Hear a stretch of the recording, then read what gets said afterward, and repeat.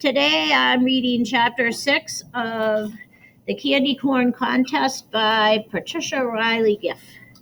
It was a rainy day lunch. Mrs. Kettle, the sixth grade teacher, was in charge. She was the strictest teacher in the whole school. She clapped her hands. "Are you finished eating?" Everyone yelled, "Yes!" "Clean your places," Mrs. Kettle said. "Go straight to the gym." Richard didn't go straight to the gym. He was going to sneak upstairs to his classroom. He was going to change the number on the candy corn jar. If Miss Rooney had written 103, he would write 100. If she had written 421, he would write 416. No, he would write 417. No, he hoped she hadn't written 421. Right after he changed the number, he was going to forget what it was. He didn't want to cheat. He stopped for a long drink of water at the water fountain. He hoped Miss Rooney wasn't in the classroom. Maybe he should wait a few minutes. Maybe he should sneak to the classroom right before the bell rang. Miss Rooney would be downstairs in the gym with the class. He went past the auditorium. The fifth grade band was playing.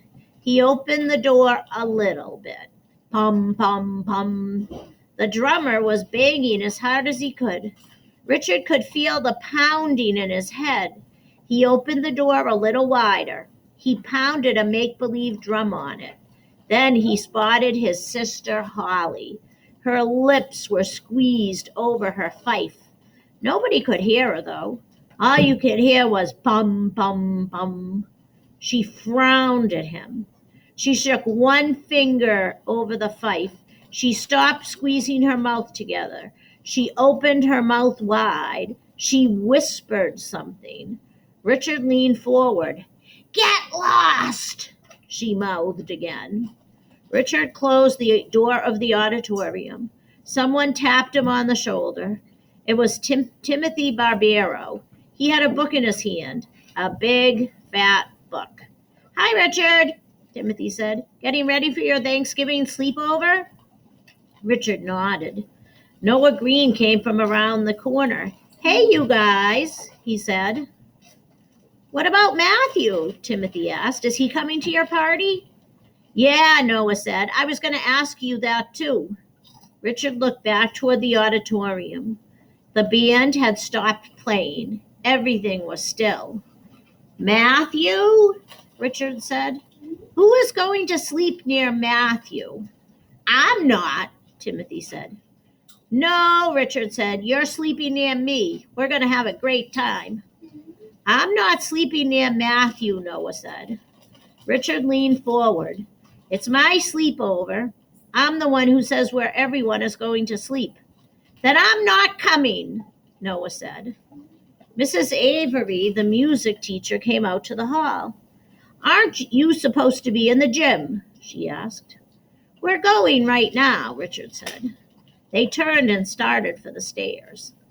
"Listen, Noah," Richard said. "You've got to come." "I'm not," Noah began.